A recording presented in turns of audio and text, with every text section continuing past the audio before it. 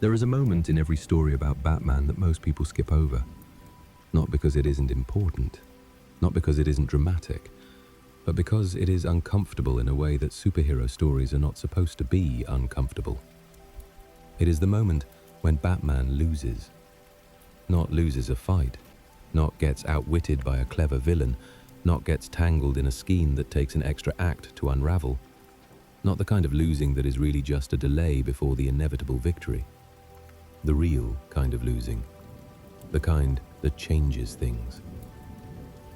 Tonight's story is about that kind of losing. It is about a man who had spent his entire adult life becoming something that should have been impossible. A human being who trained his body and his mind to their absolute limits, who had made himself into something that could stand against every threat this city produced, who had become so capable and so relentless and so focused that people had stopped thinking of him as human at all. And then a single man broke his back. And that is only where the story begins to get worse. Because what happened after the breaking? What happened to the city while Batman was gone? What happened to the man who tried to replace him? What happened to Bruce Wayne in the long darkness of his recovery? That is the story that most people don't fully sit with. That is the story we are going to sit with tonight. Slowly, in the dark, in the rain. Because the breaking of Batman's back is not the worst thing that happens in this story. The worst things happen afterward. And understanding them, understanding what Gotham becomes without its protector, what a man becomes when everything he built himself into is suddenly taken from him, what it costs to come back from the bottom and find that the bottom has gotten deeper since you left. Understanding those things tells you something essential about what Batman is. Not what he does, not how he fights, or what gadgets he carries, or which villain he is currently outmaneuvering. What he is. And why losing everything was the only way anyone was ever going to find out. To understand what was lost, you have to understand what existed before, and what existed before was extraordinary. Bruce Wayne, in the years leading up to the story we are going to tell tonight, the story that the comics call Knightfall and its sequels Night Quest and Night's End, Bruce Wayne had reached something. Not perfection, he would have rejected that word. Perfection implies completion, and Batman was never completed. He was always in process, always training, always refining, always pushing the limits of what a human body and mind could sustain.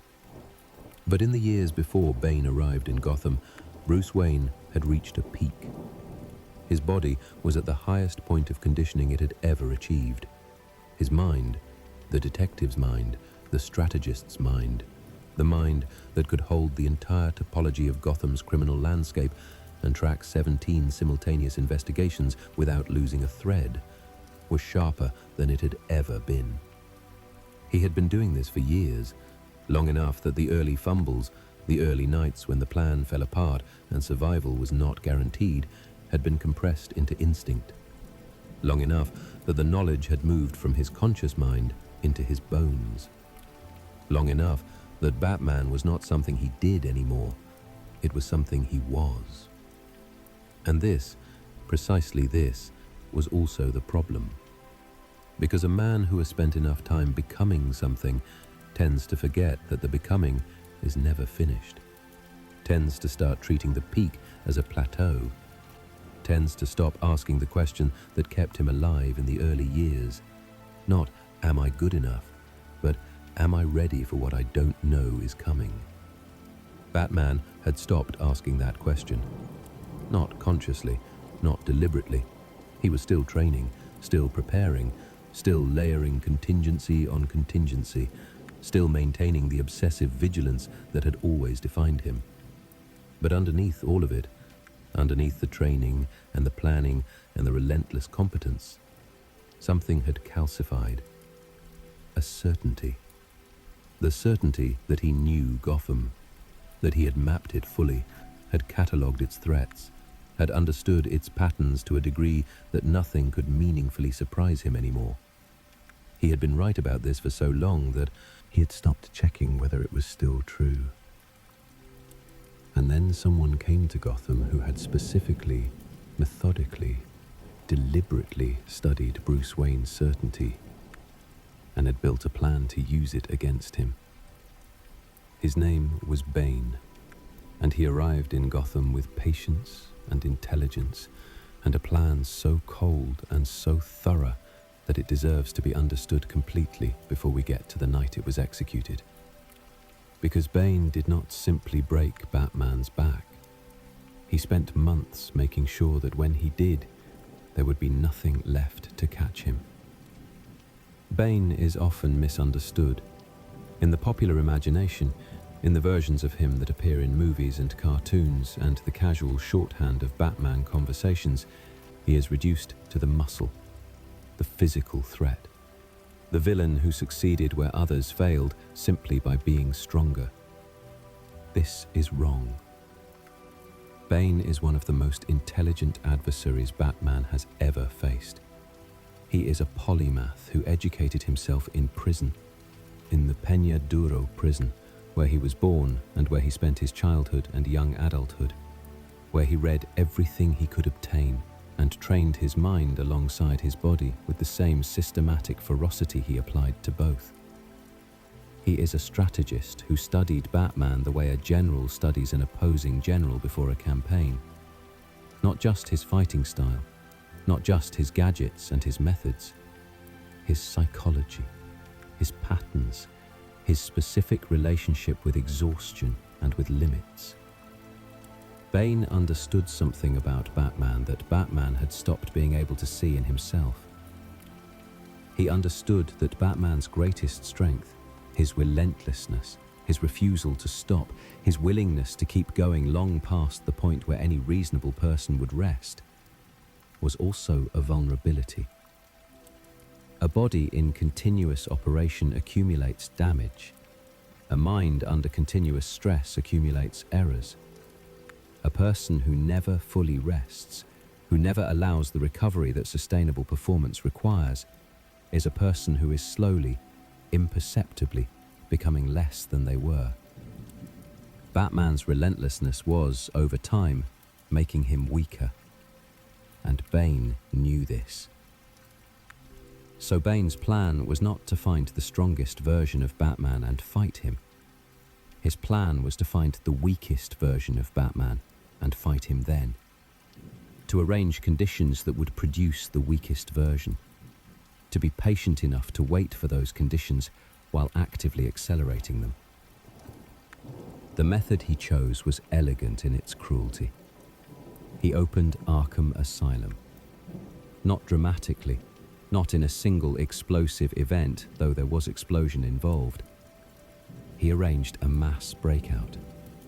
Every major patient in Arkham, every significant threat that Batman had spent years neutralizing, cataloging, and containing, all of them, at once, released into Gotham. Think about what this meant in practical terms. Every villain Batman had fought and defeated and sent back to Arkham, every one of those was a case that Batman had already been through once, had already paid the physical and psychological cost of confronting, had already spent the resources to stop. Now he had to do all of it again, at once, without rest. And Bane watched. He watched Batman work through the rogues gallery one by one. Zsasz, Scarecrow, Poison Ivy, the Joker, Cornelius Stirk, Film Freak, Black Spider. Each confrontation taking something, leaving Batman a little more depleted, a little slower, a little less capable of the peak performance he had been at when this began. Bane watched and waited. And when Batman had been awake for so long that the sleep deprivation was measurable in his reaction times, when the accumulated injuries from a dozen consecutive battles had left him moving differently, protecting damaged areas instinctively, his fighting style subtly compromised by the body's attempts to manage pain. when the strongest man in Gotham had been reduced by strategy and patience and the simple physics of human limits. Then Bane moved. He went to Wayne Manor. He broke through the Batcave, and he found Bruce Wayne, exhausted, damaged, already beaten. And he fought him. The fight, when it came, was not long. This is important to sit with, because in the imagination, in the way we construct the confrontation between Batman and the man who would eventually break his back, it feels like it should be epic, prolonged, a battle that tests both men to their limits before the terrible outcome. It wasn't. By the time Bane reached Bruce Wayne in the Batcave, the testing had already happened. It had happened across weeks and weeks of Bane's orchestrated exhaustion campaign. The battle wasn't Batman versus Bane at their respective peaks. It was a broken man versus someone who had been resting and preparing for this specific moment. And even so, Bruce fought. This is worth noting too, because it is essential to who Bruce Wayne is. He fought knowing he was losing. He fought through the exhaustion and the accumulated damage and the specific horror of having this man here in his cave, in his most private space, the space beneath his family home where he had built everything that Batman was. He fought the way he always fought, without allowing the possibility of stopping to become real. But Bane was stronger than Bruce in his best condition, and Bruce was not in his best condition, not even close. And at the end of the fight, after Bruce had given everything he had, after every resource the Batcave contained had been used or was useless, Bane picked Bruce Wayne up and broke his back over his knee. The sound that this makes in the comic panels, the impossible architectural crack of a spine failing, is rendered in a single word: crack. 4 letters. The career of the most capable human being Gotham had ever produced, interrupted in 4 letters. Bane left him there. He didn't kill him. This is also important. This was also deliberate. Killing Batman would have ended it cleanly, would have given Bruce Wayne the ending that, in some dark part of his psychology, he had always been moving toward. The full expenditure of himself in service of the city. Bane left him alive, paralyzed, helpless, alive. Because the point was not to end Batman, the point was to break him. And breaking a man who cannot die for his mission is much more complete than simply killing him. Bane understood Bruce Wayne very well. He understood that leaving Bruce alive, broken and helpless, and watching his city from a distance he couldn't close, was the only version of defeat that would be total. And then he went to Gotham, to take what he had cleared the way for.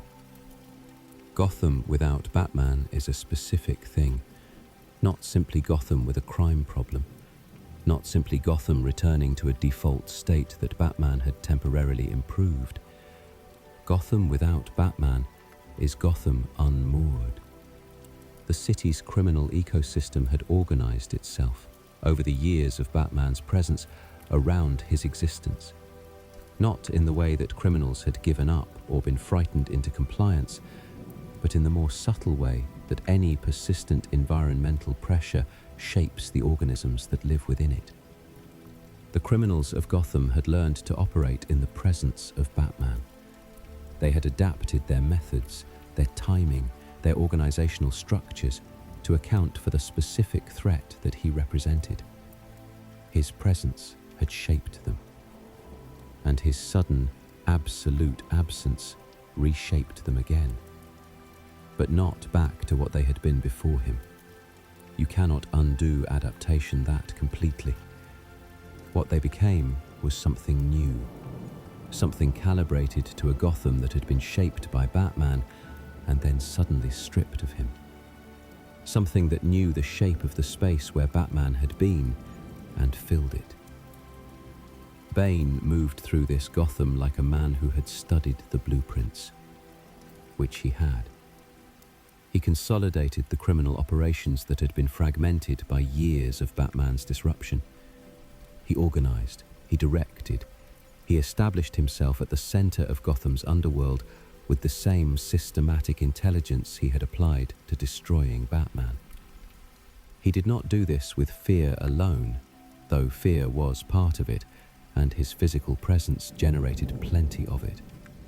He did it with competence, with strategy, with the specific authority of someone who had demonstrated definitively and publicly that the thing Gotham had believed would always protect it was gone. He had broken the protector, and he had done it deliberately and methodically. And he had done it in a way that left no ambiguity.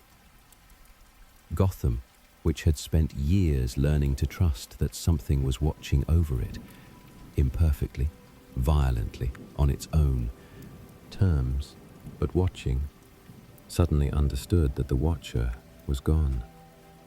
And the darkness that had always been the city's natural state, that had been held back by one man's refusal for years, came back. Came back the way water comes back when you remove your hand from the dam, all at once, with everything it had been accumulating. While the city fell apart, Bruce Wayne lay in the manor, not in the Batcave, not in the training rooms or the medical facilities that the cave contained, in the manor itself. In a room upstairs with Alfred, the only other person who knew completely what had happened, managing his medical needs with the competence of someone who had been managing impossible situations on behalf of a Wayne for decades. The spinal injury was severe. In the comics, in the specific medical reality of the Knightfall story, Bruce had suffered a fracture and displacement that compressed and damaged his spinal cord. Not severed.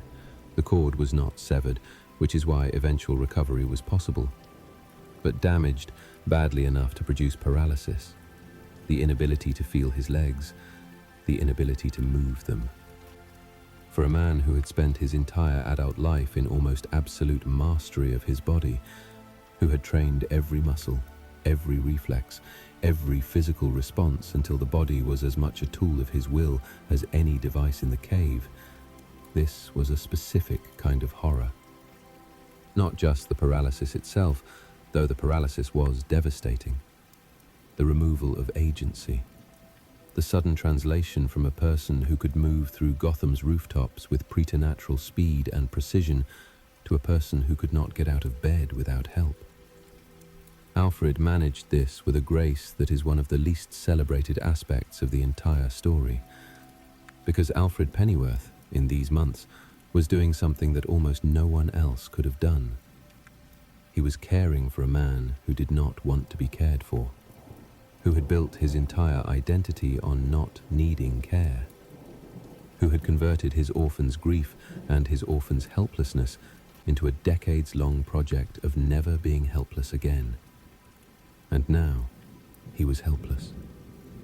And Alfred, who had known Bruce since childhood, who had watched the boy become the man, become the symbol, who had his own complex feelings about all of it, was there, every day, without flinching, without making Bruce feel smaller than he already felt. This is harder than fighting Bane. Alfred did not have the option of rage, did not have the option of a physical response to an enemy he could identify and defeat. He had a broken young man in a bed who was losing the city he had given everything to protect, and Alfred could not fix either thing. He could only be present. In the larger mythology of Batman, Alfred is often the voice of reason, the gentle corrective, the person who names the thing Bruce is avoiding. In this period, in the months of the broken back, the paralysis, the distant sounds of a Gotham falling apart, Alfred becomes something else. He becomes the evidence that something human still exists in this story, that the breaking of the hero does not require the breaking of everyone who loved the hero, that some things hold even when the main structure falls. Bruce Wayne, lying in the manor, unable to walk, made a decision. It was not a clean decision. It was not the kind of decision that gets made once and then is settled. It was the kind of decision that gets made in stages, in fragments. In the middle of the night, when the pain woke him and the sounds from the city filtered through the manor's old walls. The decision was this: Gotham needed Batman. Not him. Not Bruce Wayne specifically. Not the particular human being currently lying paralyzed in the manor. Batman. The symbol. The function. The dark shape on the rooftops that meant something to the people in the streets below.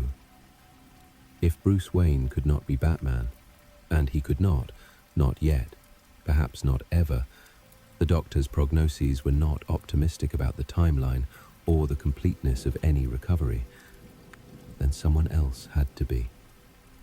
This decision reveals something essential about Bruce Wayne that is often obscured by the heroism and the drama. He believed in the mission more than he believed in himself. This sounds noble, and it is, partly. But it is also, partly, a failure of a different kind.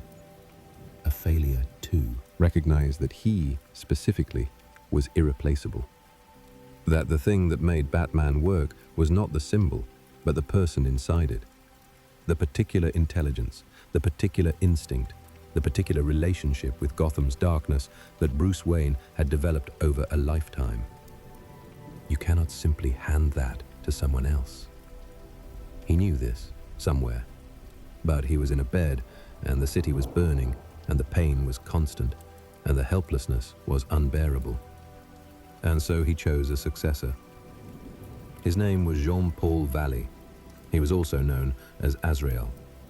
And the decision to give Jean-Paul Valley the Batman mantle is one of the most consequential mistakes Bruce Wayne ever made.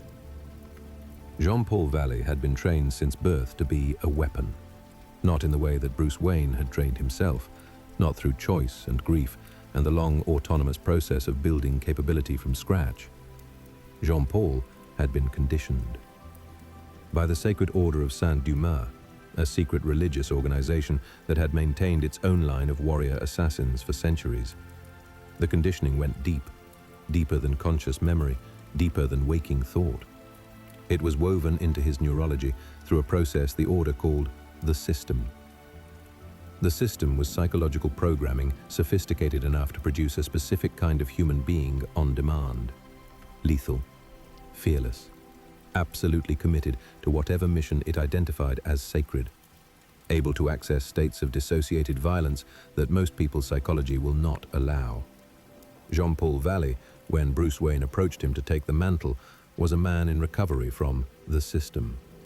He had learned about his own conditioning. He was working to become something other than what the Order had made him. He was sincere about this. He was also not there yet.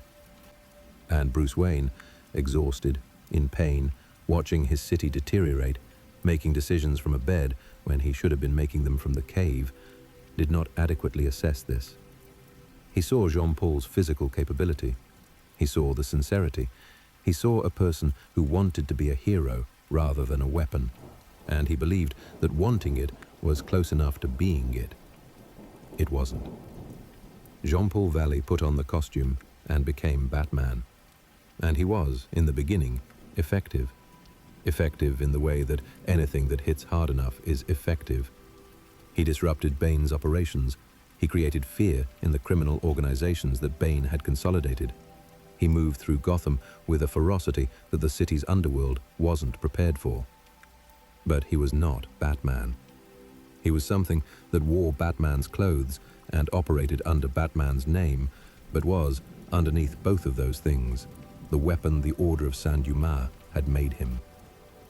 And over time, under the pressure of continuous combat, in the absence of Bruce's oversight, In the psychological environment of a city that was actively testing every limit, the system reasserted itself.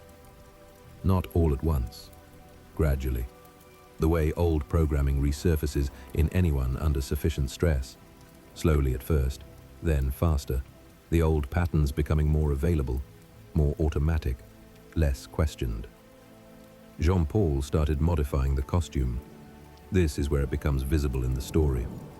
The first signs of the system's return are not in Jean-Paul's behavior. They are in his design choices. He began building a more elaborate suit, more armored, more mechanically complex, more intimidating.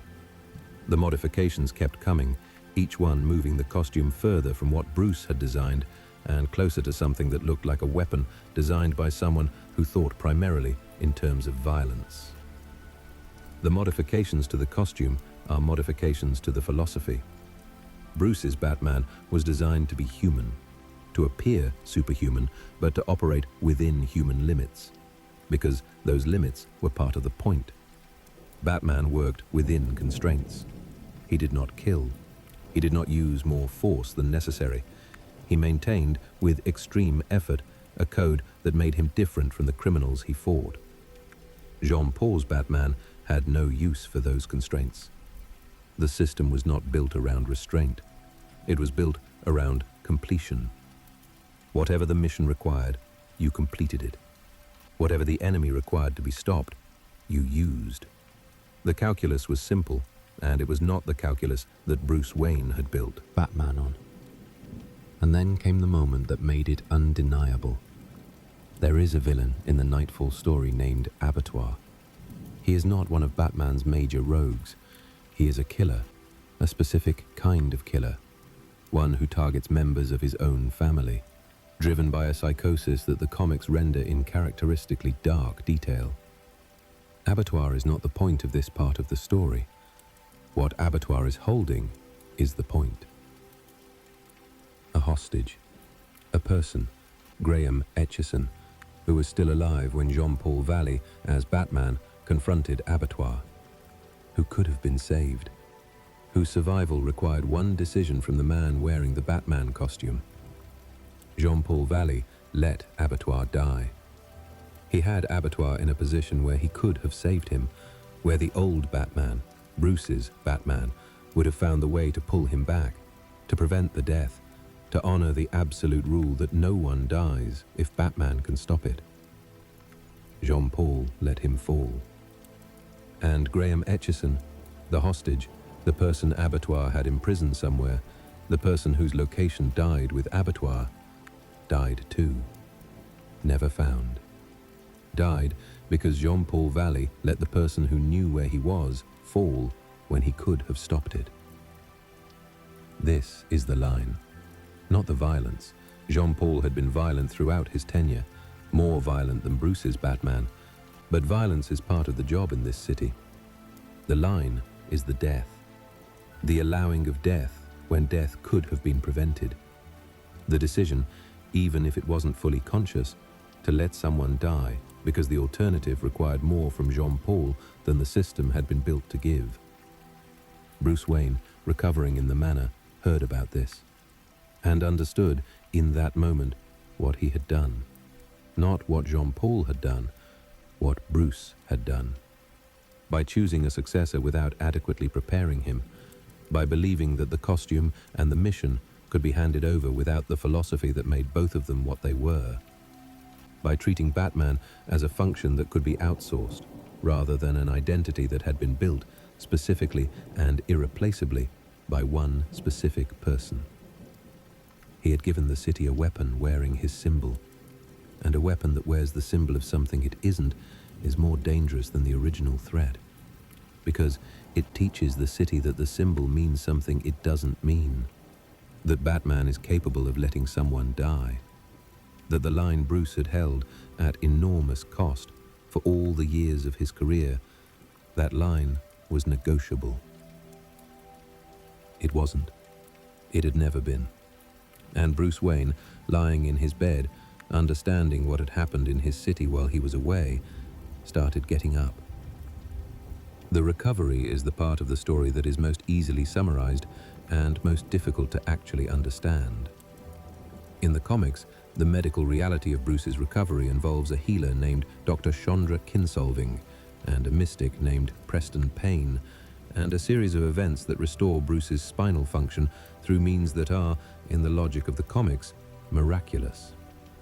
The miracle matters less than what the recovery required of Bruce, because the physical healing, however it happened, was only one dimension of what had to be recovered. The other dimension was psychological. The man who had built his entire identity on physical mastery had been physically destroyed, had been paralyzed, had lost control of the body he had spent decades building into the most capable human instrument he could create. And even after the physical healing began, even after sensation returned to his legs, even after he could stand and then walk and then move through the early stages of rebuilding the conditioning he had lost, the psychological dimension of the recovery was still very much open. Because Bruce Wayne now knew something he had not fully known before. He knew what it felt like to lose. Not to lose a fight, not to be temporarily outmaneuvered or physically beaten in a single encounter. To lose everything. To have his capability, his mission, his city, his sense of self. To have all of it taken from him. To lie in a bed and hear the sounds of Gotham's suffering while he could do nothing. He knew what the bottom felt like now. And here is where the story does something that superhero mythology doesn't usually do. It does not erase this knowledge. Bruce Wayne does not Recover and return to who he was before Bane. He can't. The thing that happened to him happened. The knowledge he gained from it, of his own limits, of the city's vulnerability, of the catastrophic consequences of his mistake in choosing Jean-Paul Valley, that knowledge stays. He comes back changed. Harder in some ways. More aware of what it costs to be what he is. More honest with himself about the sustainability of the project. But also, perhaps, more complete. The Batman who returns is not the Batman who fell. He is something that has been through the fall and survived it. And survival of that kind changes a person in ways that no amount of training can replicate. He trains, he heals, he works with a dedication that is, if anything, more extreme than what he brought to training before the injury, because now he knows what happens when preparation is insufficient. He has seen it. In the face of a man who picked him up and broke him over his knee, in the consequences for a city that depended on him and found him gone, in the death of Graham Etchison, who died because of a choice Bruce made before the fight even started. He trains like someone who cannot afford to forget any of this, because he can't. When Bruce Wayne was ready, when the body had been rebuilt and the mind had processed what it needed to process, when he was as close to prepared as he was going to get, he went back to Gotham. Not as Bruce Wayne, not through the front door of the manor. He went back as Batman. The confrontation with Jean-Paul Valley is one of the most uncomfortable sequences in the Knightfall saga, precisely because it is not a simple hero versus villain story. Jean-Paul is not a villain.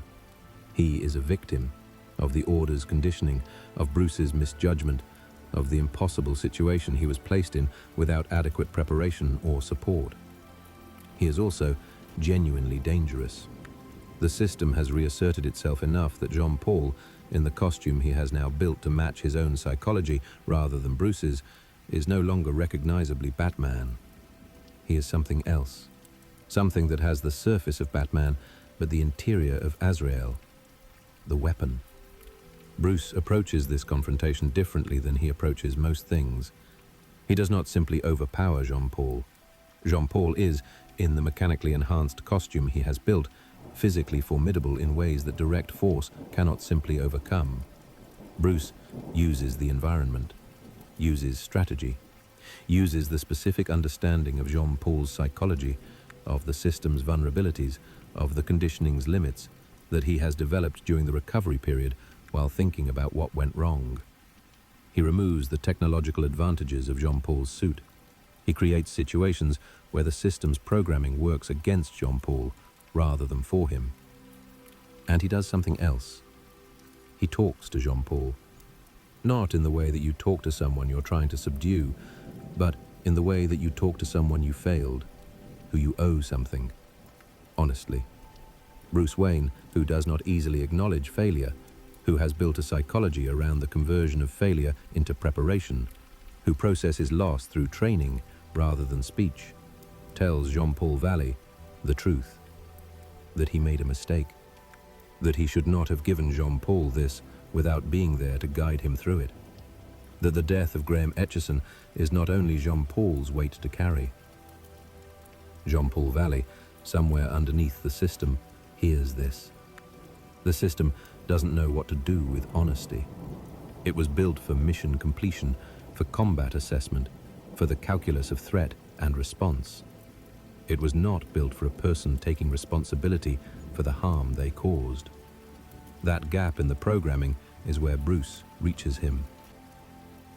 Jean-Paul Valley eventually stands down. Not defeated, not destroyed, standing down of his own will. The part of him that had wanted to be a hero rather than a weapon, the part that had been losing to the system for months, finding something to hold on to in the honesty of the person who had failed him. Bruce Wayne takes back the mantle, returns to the cave, stands in the suit for the first time in months. And it fits differently now. Not the physical fit, the psychological one. The suit fits a different person than it left. Let's be honest about what Bane's plan actually accomplished. It is tempting because Bruce eventually recovers and Jean-Paul Valley eventually stands down and Batman eventually returns to Gotham to read the Knightfall saga as a temporary setback with a happy ending. The hero falls, the hero rises, the symbol endures. But this is too simple. Because the people who were hurt while Batman was gone don't unhurt. The city that fell into deeper darkness during the months of Jean-Paul Valley's tenure doesn't simply restore itself when Bruce returns. Graham Etchison is still dead. These things happened, and the fact that Batman returns does not undo them. The hero's return is not a undo button. It is a resumption, a return to the work with the additional weight of everything that occurred in the gap. What the breaking cost. It cost the city months of protection it needed. It cost Graham Etchison his life. It cost Jean-Paul Valley a period of his life where he was used as a tool by someone who should have known better. It cost Alfred Pennyworth months of managing an impossible situation with the grace that Alfred always manages impossible situations, at significant personal cost that Alfred never discusses. It cost Bruce Wayne the certainty he had accumulated over years of operation, the crystallized confidence that had stopped him from asking the question he should always have been asking, whether he was ready for what he didn't know was coming. That certainty is gone now. What the breaking gave. It gave Bruce Wayne knowledge of his own limits that could not have been acquired any other way. You cannot simulate the bottom. You cannot train for total loss. You can only know it by going through it. He went through it, and he came back knowing things that the Batman who fell could not have known. He came back knowing that the mission is sustainable only if the person running it is sustainable. That relentlessness without recovery is not strength, it is slow destruction. That the body he had been treating as an instrument had limits that he was obligated to respect, not because the mission was less important, but because ignoring the limits would eventually produce exactly what Bane had produced, a peak followed by a crash at the worst possible moment. He came back knowing that Batman cannot be delegated, not fully, not the way he had tried to delegate it, The symbol can be passed, the mission can be shared, but the specific thing that made Batman Batman, the particular moral intelligence, the absolute commitment to the line between justice and violence, that was his, and it required him specifically to maintain it. He came back knowing that the city needed him to be alive, not just operational, alive, as in sustainable, as in the kind of alive that allows a person to keep going beyond the next crisis and the one after that. He had been treating survival as a side effect of the mission.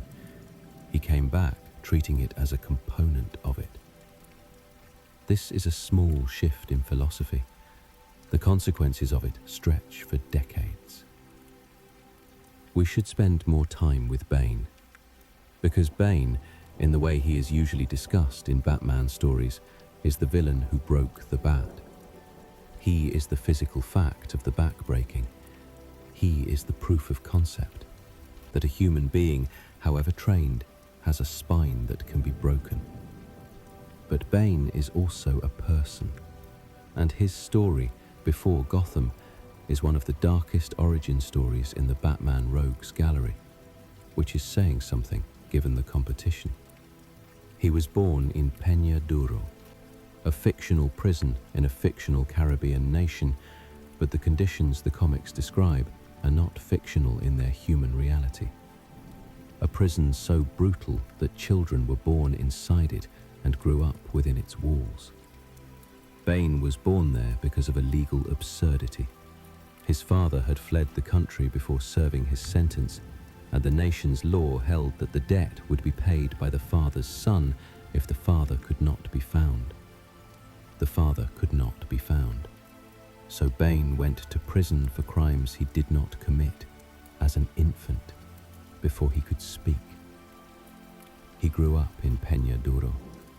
He educated himself there, in the prison library, in conversations with other prisoners, in the long, self-directed study of someone who understood that the only advantage he could Create in his situation was knowledge.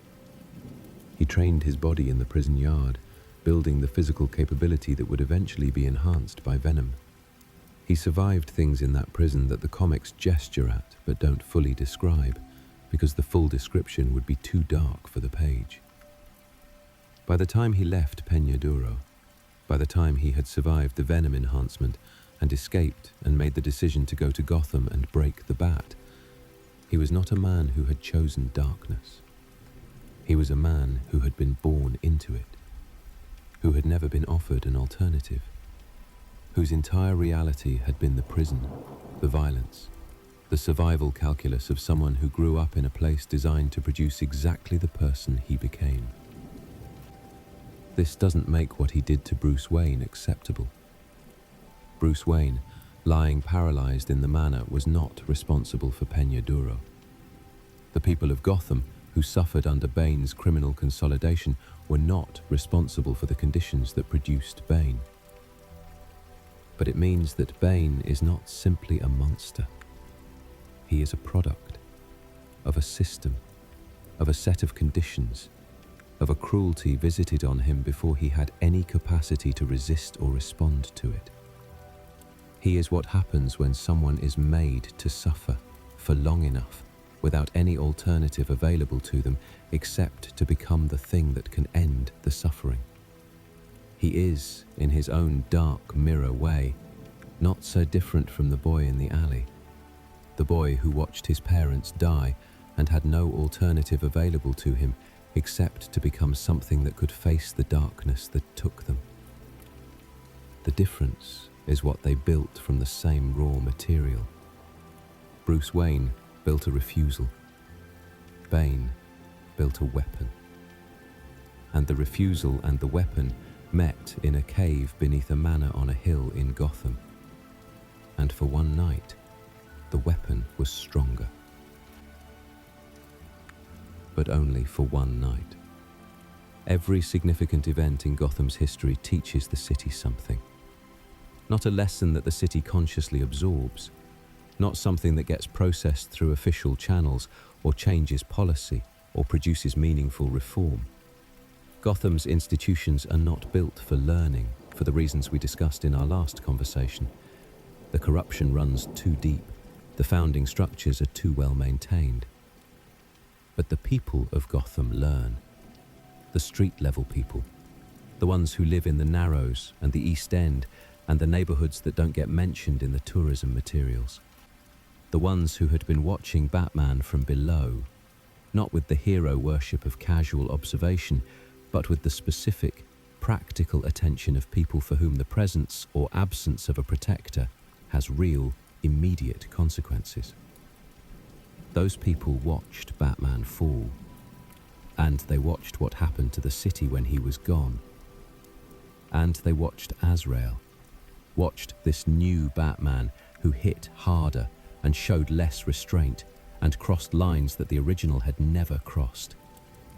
And they understood immediately that this was not the same thing wearing the same clothes. The people of Gotham's lowest neighborhoods have a sophistication about power that the wealthy parts of the city entirely lack. They can recognize the difference between protection and domination. They had lived under both. The Azrael period taught Gotham's most vulnerable people something they perhaps had already suspected, but now knew with certainty. Batman was not the symbol. The symbol was carried by a specific person with specific commitments, and those commitments were not automatically transferred to whoever wore the costume. This knowledge is important. It means that when Bruce Wayne returned, when the original Batman was back on Gotham's rooftops, the people below were not simply relieved that the symbol had returned. They were specifically relieved that he had returned, that the particular person with the particular commitments was back. This is not the relationship that power usually has with the people it protects. Power usually wants to be interchangeable, wants to insist that the institution is more important than the individual, that the badge matters more than the person wearing it, that the symbol persists regardless of what happens to the human being inside it. Batman, inadvertently, through the catastrophe of his absence and what that absence produced, had demonstrated Opposite. That he was not interchangeable. That the specific content of his character, the line he held, the commitment he honored, the refusal to let that line become negotiable, was not replicable by just anyone who put on the suit. The people of Gotham knew this. They had lived through the proof of it, and when he came back, they knew what they had, in a way they hadn't quite known before. The Knightfall story does not end with Bruce Wayne taking back the mantle. That is the structural resolution. That is where the arc closes, in the way that story arcs close. The hero restored, the imposter removed, the city returning to whatever passes for normal in Gotham. But stories leave shadows. The shadow of Knightfall is long, and it falls across everything that comes after it in Bruce Wayne's career. The relationship with Jean-Paul Valley, who does not disappear from the story, who has to find a way to exist as a person after the Azrael identity is fully separated from the Batman mantle, is complicated and unresolved in ways that carry forward. Jean-Paul Valley is eventually redeemed in the narrative sense. He spends years working through what happened to him, through the conditioning and the system and the period in the Batman costume. He eventually becomes a different version of Azrael, one that is more his own, less the Order's. He dies, eventually, in a manner consistent with the brutal calculus of Gotham's mythology.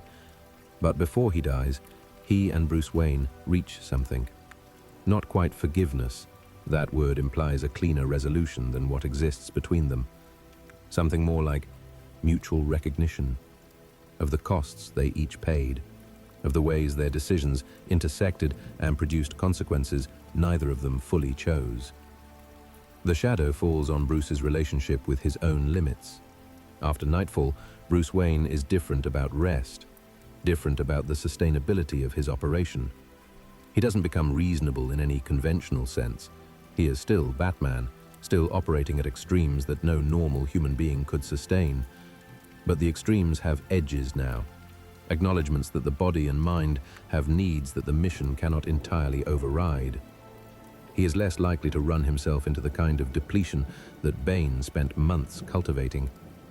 The knowledge cost him everything to acquire, and he keeps it. The shadow falls on his preparation for successors: Dick Grayson, Tim Drake, the people in Bruce's orbit who are being shaped, however unconsciously, by his choices and his methods and his way of understanding the mission.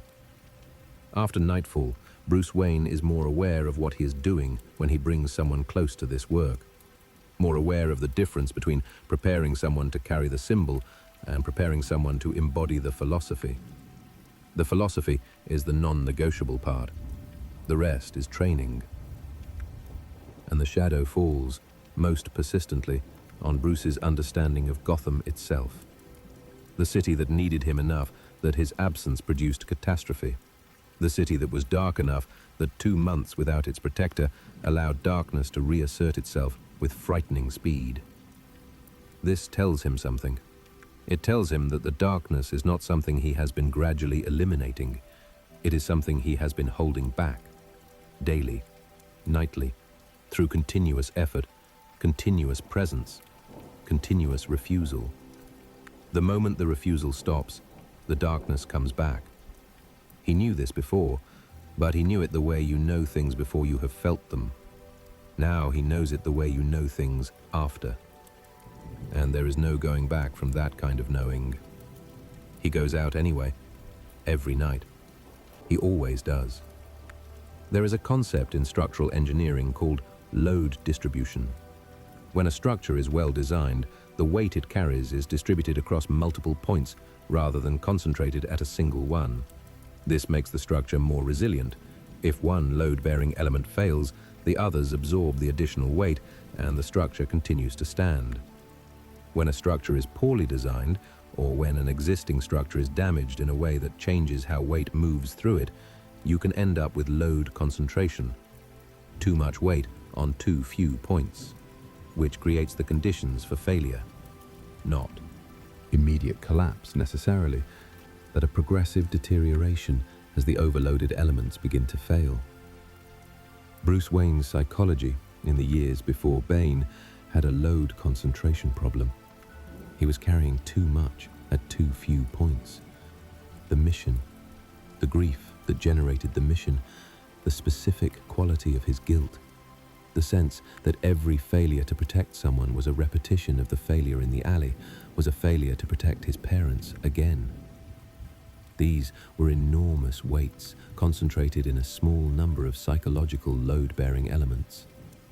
And Bane, who understood this, who had studied Bruce Wayne with the specific intelligence of someone designing the precise conditions for structural failure, found the overloaded points and put pressure on them. The exhaustion campaign was not just about making Bruce physically tired. It was about removing the psychological buffers, the sleep, the recovery time, the moments between missions where the mind can process what has happened and prepare for what is next. The campaign removed all of that, and what was left was the concentrated weight, without the buffers, being carried by elements that had been damaged by weeks of continuous operation. That is what Bane found when he came to the cave. That is what he broke. The resilience that Bruce builds in the aftermath of Knightfall is, in structural engineering terms, a redistribution of load. He finds other load-bearing points. People, Dick Grayson, Alfred, eventually Tim Drake and others, who share the weight that he had been carrying entirely alone. Not the mission itself, not the nightly work, but the psychological weight. The acknowledgement that this cannot be done by one person in permanent isolation without the isolation itself becoming the vulnerability. He builds in recovery. He builds in redundancy. He builds in the kind of structural awareness that understands that resilience is not the same as strength. Strength is how much you can carry. Resilience is how the structure responds when the weight exceeds the capacity. And the structure that comes out of Knightfall is more resilient than the one that went in. Not because Bruce Wayne is more capable than he was before Bane, but because he understands the structure better, because he knows where the load concentrations are, because he has lived through the failure and can design around it. This is what the breaking gave him: the architect's understanding of his own architecture, the builder's knowledge of which walls can hold weight and which ones cannot, the survivor's awareness of exactly what it costs to keep standing. Here is something about Gotham that the Knightfall story makes visible in a way that quieter stories don't. The city does not wait. It does not hold its breath while the hero is gone. It does not pause at a tableau until the narrative is resolved. It does not honor the story's need for a clean before and after. The city continues. People are born while Batman is broken. People die. Things are built and things are destroyed. Children grow up and old people decline, and the river moves the way it always moves, and the rain falls, and the stone endures. The story of Knightfall is, from one angle, the story of Batman. From another angle, it is the story of Gotham, of a city that lost the thing that had been protecting it and survived. Not well, not without damage, not without the darkness taking territory that had been hard won, but survived. The city endured. The people in the streets who had been watching Batman from below, who understood, better than the hero himself, what they had in him. They endured. They protected each other in the ways that people always protect each other in the absence of official protection. They made decisions about what they would and wouldn't tolerate in their neighborhoods. They maintained, imperfectly and under enormous pressure, some of the things that Batman's presence had helped maintain. Not because they had become Batman, not because they had any of the training or the resources or the specific capability, because they were the city. Because they had been surviving Gotham long before Batman arrived, and they were going to keep surviving it, regardless. This is the thing that Knightfall, for all its focus on Bruce Wayne's fall and recovery, inadvertently demonstrates. The city is not only as strong as its protector, the city has its own strength. Gotten from the same place Batman got his, from the darkness, from the pressure, from the long history of surviving conditions that were not designed with survival in mind. When Bruce Wayne returned, he was not restoring a city that had been waiting helpless for him. He was rejoining a city that had been fighting without him, that had paid an enormous cost for fighting without him, that had not stopped. That is the city he returned to. That is the city worth protecting. Not because it is weak and needs him, because it is strong and deserves him. The rain falls on both of them equally, the broken hero and the unbreakable city. Neither one has given up. The man who came back.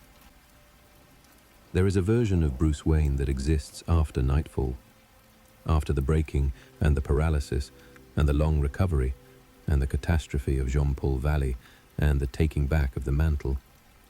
After all of it. He is quieter than he was before, not less capable, not less committed, not less present in the work or less relentless in the mission. Quieter, as though the breaking removed something, some quality of noise that had been running constantly under the surface, some edge of the obsession that had been keeping him awake in ways that went beyond strategy and preparation. The man who came back from the broken back had paid a debt to his own limits, had acknowledged them, not surrendered to them, acknowledged, had looked at the bottom and come back from it, and was now, for the first time in his adult life, not running from the possibility that the bottom existed. He had been there, he knew what it looked like, and he had come back from it. which means, in a way that the pre-Bane Bruce Wayne never quite had, he knew he could come back from things. That knowledge doesn't make the mission easier, doesn't make the nights shorter, or the losses smaller, or the darkness of Gotham any less dark. But it changes the quality of how you carry it.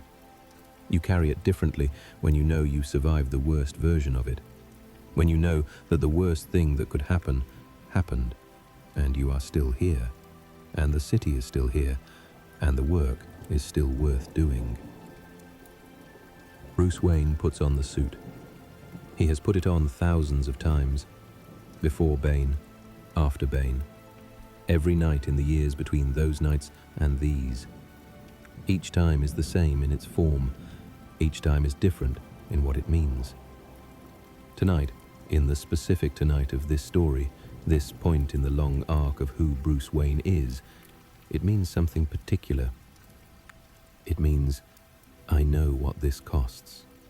I have paid that cost before. I am paying it tonight, and tomorrow night, and every night after. Not because I don't understand the weight of it, because I understand it completely, and I choose it anyway. The rain falls on the cape as he moves across the rooftop. The city spreads out below him, all its lights and all its darkness, all its history and all its wounds. He knows this city.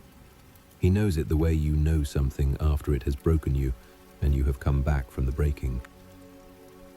He drops from the rooftop into the dark, and the city receives him, the way it always does, the way it always will, the way it always needs to.